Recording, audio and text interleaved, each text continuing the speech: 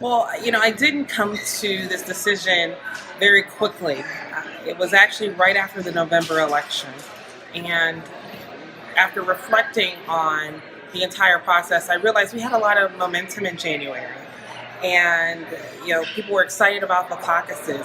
But slowly but surely, people began to disconnect from the process. There was communities of people that weren't even included. And I was trying to figure out, how do we fix this? And the first place that I looked was to the party.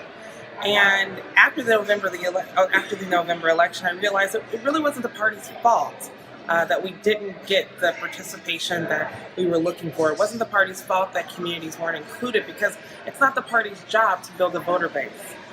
The Secretary of State is the Commissioner of Elections and Campaigns.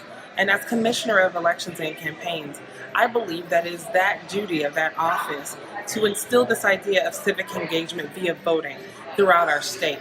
And the reason why we need to do that is because we have low voter turnout in our city council elections and our school board elections, those elections that are the bread and butter of our communities. And we can do better than that.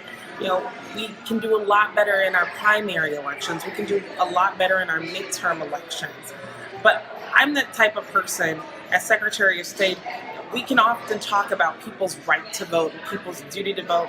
I'm ready to give people a reason to vote again, because voting is the most fundamental way to exercise our rights and efforts to improve the communities around us. If we can think of one thing, if we can't do anything else, we can vote.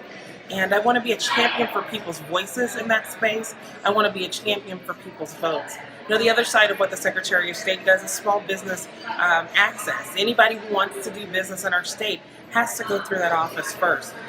Right now, that office is acting as a vending machine, collecting people's fees, stamping their articles of incorporation, and letting them go. I want to not only give our businesses the opportunity to start, but I want to connect them with the resources that are going to help them grow.